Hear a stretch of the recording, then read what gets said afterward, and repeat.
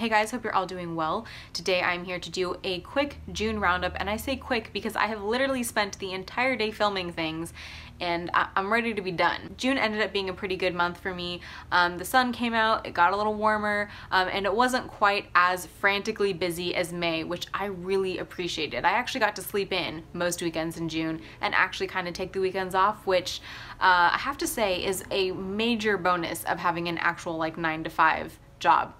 Total plus. When it comes to videos in June, I first put up a check-in and Friday Reads video, and then followed up with a recent reads video. I think that was the fourth one I've done so far this year on 3 different political memoirs that I had read recently. I have to say I feel really grateful that you guys are totally cool with the ever-changing direction of my reading. I know a lot of you didn't come for political nonfiction, but I still got a lot of great engagement on the video. You guys seem to enjoy it, seem to think that I had relatively interesting things to say, and I really do appreciate that because you know, it is scary as a content creator when you're making content based off of something that you like and consume and enjoy. When that kind of shifts, it can be a little intimidating.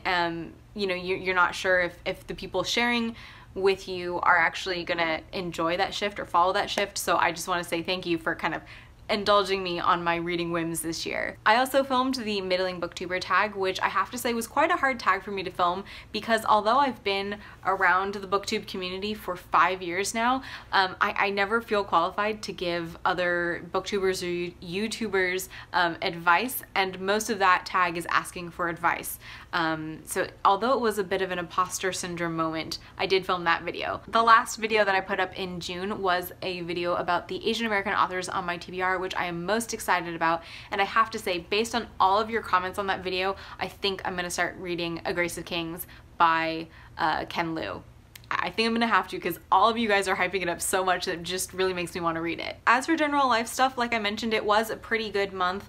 I'm a little stressed on the financial side at the moment, simply because when you are a freelancer, which I'm no longer 100% a freelancer, but hear me out. When you are a freelancer, when you are a contract employee, generally speaking, you don't feel the hit for a slow month until like 6 months down the line, and I'm officially at that point where I had to slow down last year and it's hitting me now. So yeah, I'm a little stressed on the finances right now, which is why I really appreciate people like my patrons who you know, do support me with a little bit of their money every single month. People like you who you know, maybe watch a couple seconds of the ads on my videos. As long as we're talking about things that stressed me out in June, we might as well mention my phone because I feel like it's only a matter of time before one of you guys points it out. If you didn't know, I film all of my videos on my phone. I don't have an external microphone. I don't have an actual point and shoot camera. I literally do it all on my phone, and then I import that to my computer and edit it there.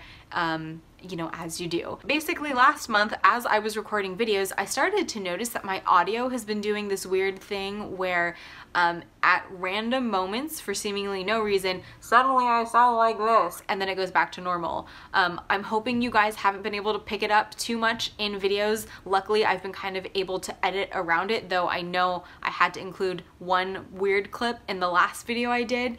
So I don't know, it's kind of stressing me out a little bit because obviously I don't have the money to pay for a camera or to upgrade my phone right now.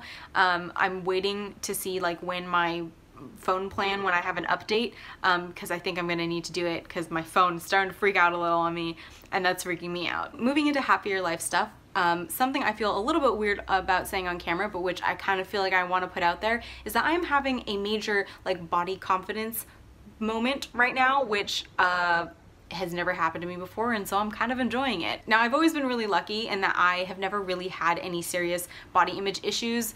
You know, I never had any dieting issues or weight perception issues. I've been very, very lucky in that sense. However, one thing I have always been really hyper conscious of is the fact that I have always been a very skinny person. Now, I know some of you guys are probably rolling your eyes because generally speaking, when we talk about body confidence issues, we're talking about people who are who perceive themselves to be overweight. But in my case, I was always really, really hyper conscious and very self-conscious about the fact that I was a very sticky child. And when I mean sticky, I mean like straight up and down toothpick legs, no muscle definition, to the point where I didn't even like wearing shorts out because I just felt like I looked like a twig. I think part of it was just being a skinny kid with a fast metabolism. Another part of it was that I never liked sports or working out or anything like that. Over like the last 2 years though, I've kind of finally gotten into a workout routine where not only does it work for me, but where I actually really enjoy it, and where I like plan out my workouts the night before because I enjoy doing the actual workout. And now that I've been doing it sustained for this long, I'm actually seeing results. Part of the results are obviously aesthetic, where I have muscle definition and where, you know, I feel like I'm more confident to go out in shorts because I'm not like just sharing toothpicks with the world. But more importantly for me, I'm seeing results in my strength. I'm seeing results in my stamina. I'm discovering that routines that would have, you know, killed me last summer are now things that I do as a warm-up before I get into the harder routine. And it's just, I'm kind of like in awe of what my body can do right now, and that's not a feeling I've ever had before. And it honestly feels so cringy and so self-indulgent to be talking about this on camera, but basically I just want to remind you that your body is awesome. It doesn't have to look any specific way, but as long as you can like find a way to make your body work the very best it can for what you need it to do, I mean, that's like the coolest thing ever. I don't know, it's maybe you guys all were clued in on this and this is just a revelation that I'm having, but basically bodies are awesome. I'm actually getting picked up in like 10 minutes, so we're gonna try and get through these favorites very quickly, but I do have a few things I really loved in June that I want to mention for you guys. The first favorite I have from June is a TV show on Netflix, which is Ugly Delicious. Now, Ugly Delicious is centering on the Korean American cook Dave Chang, who I kind of have a foodie crush on. Like, is that a thing? Do people have foodie crushes? Dave Chang is the culinary genius behind the Momofuku Noodle Bar in